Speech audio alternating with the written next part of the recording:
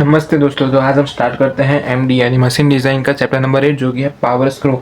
अब ये सब टॉपिक है, ये हम लाइन वाइज सब कवर करेंगे, लेकिन आज हम स्टार्ट करते हैं टर्मिनोलॉजी ऑफ स्क्वायर थ्रेड। फिर इसके बाद फॉर्म्स ऑफ स्क्रू, फिर ये सब इसमें अपने इक्वेशन डिराइव करनी है वो भी हम देखेंगे लाइन बाय लाइन, लेकिन आज स्टार्ट करते हैं टर्मिनोलॉजी ऑफ स्क्वायर थ्रेड। अब पहले हम इंट्रोडक्शन देखते हैं कि ये जो चैप्टर है वो है क्या और आप अब उसका पढ़ क्यों रहे हो। आपको अब समझ तो होना चाहिए ना, आप कोई भी चैप्टर पढ़ रहे हो तो उसका यूज़ कहाँ पे हो। अब वो power screw is a device that helps move load up और down by turning a screw. अब जो ये पावर स्क्रू है वो एक डिवाइस ऐसा है कि जो घुमा के या ऐसे रोटेट या कुछ भी करके लोड ऊपर या नीचे ले जाने में मदद करता है। एग्जाम्पल अपने वो जो अपने गाड़ी में जैक यूज़ करते हैं, आपने पंचर बनाया होगा फुल में, पता है वो एक वो घुमा के उसको अपने गाड़ी ऊपर जाती है, वो एक पावर स्क्रू का ही कमाल है।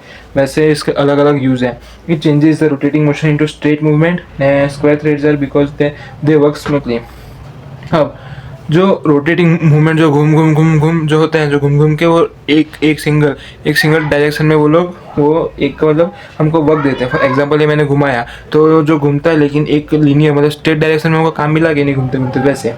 अब फिर भी आपको ये समझ में आया हो तो अब आप जैसे अपने बॉटल है उसके ढक्कन को बंद करते हो तो आप ऐसे घुमाते हो, लेकिन जो डायरेक्शन है वो हमेशा नीचे या खोलोगे तो ऊपर, डायरेक्शन एक रहेगी और जो मूवमेंट होगा वो रोटेटिंग होगा। वैसे आप समझ सकते हो। अब वो इसलिए स्क्वायर इसके लिए अब इसमें स्क्वायर थ्रेड फिर बॉटम फिर अलग अलग V thread, ACME, trapezoidal thread, वो सब थ्रेड आएगी, वो मैं अभी बाद में अपने देखते हैं। लेकिन इसमें स्क्वायर थ्रेड मेजॉरिटी यूज होगी क्योंकि वो वर्क स्मूथली वो काम करेगी इसके लिए। नाउ फिर इसके बाद हम power screw to understand the parts, frictions and how much torque is needed. अब इन सब घुमाने के लिए बंद करने के लिए टॉर्क कितना चाहिए वो भी सब हम इसमें देखते हैं। तो how much torque is needed, हाँ ये देखा, they are used in things like screws, axe, clamps, vices, ये सब अलग अलग उसके यूज़ हैं।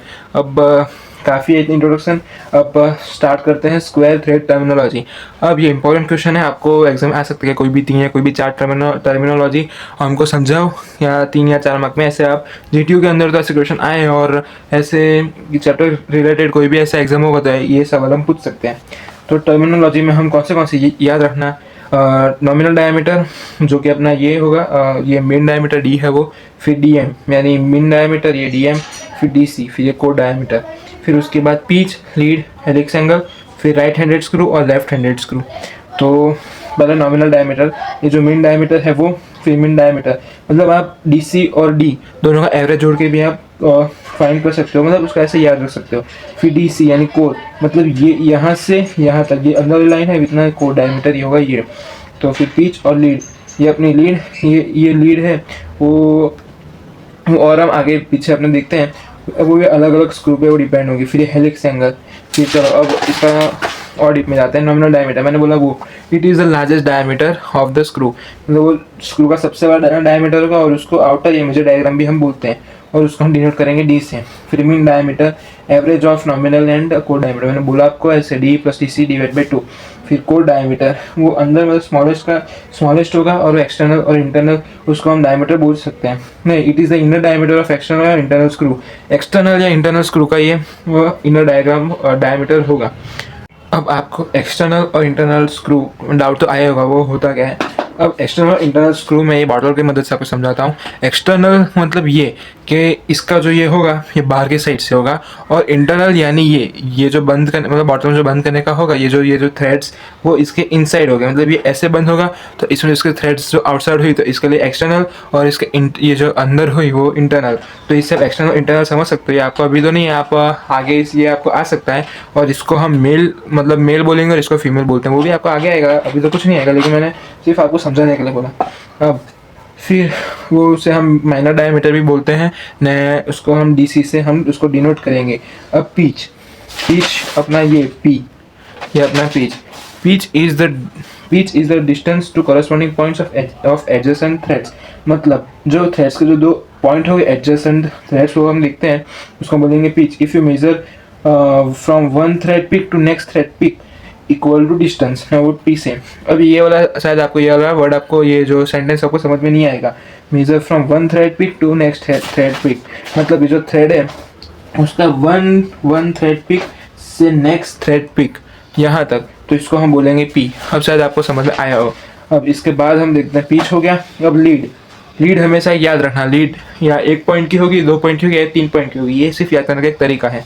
मतलब L equal to P 2P 3P for single threaded screw, double threaded screw या ट्रिपल थ्रेडेड स्क्रू, ये मैंने याद रखने का तरीका।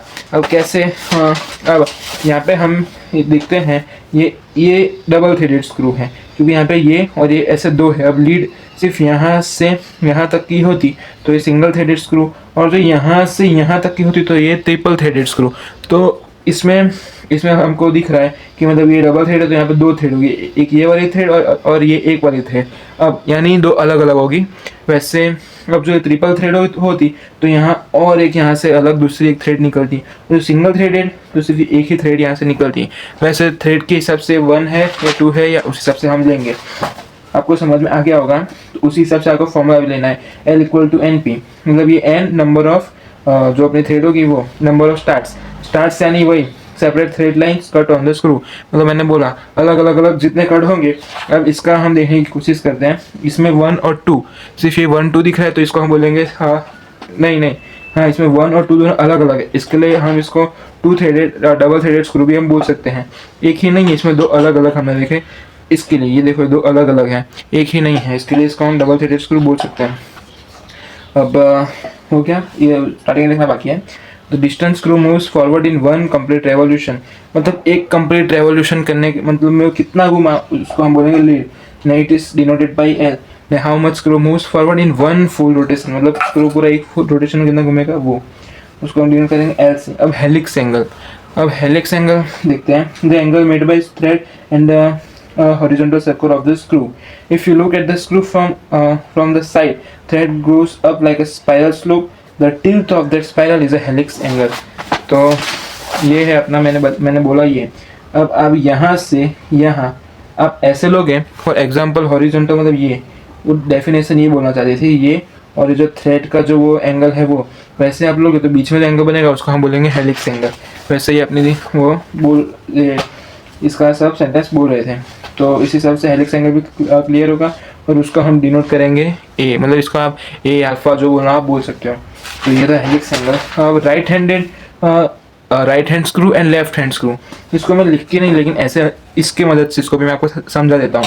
अब ये राइट हैंडेड स्क्रू, यानी अब मुझे इसको फिट करना है तो ये साइड घूम रहा है, ये साइड। अब ढीला करना है तो ये साइड, मतलब ये साइड। तो ये फिट करने के लिए ये साइड घुमा तो हमारा राइट हैंड स्क्रू। लेकिन अब कोई स्क्रू ऐसा होगा जो फिट करने के लिए ऐसे, मतलब ये साइड उल्टा घूमेगा तो उसे हम लेफ्ट हैंड स्क्रू बोलेंगे। तो ऐसे राइट हैंड और लेफ्ट हैंड आप समझ सकते हो। तो ओके, थैंक यू। वीडियो अच्छा लगा हो तो लाइक करो, चैनल को सब्सक्राइब करो। धन्यवाद।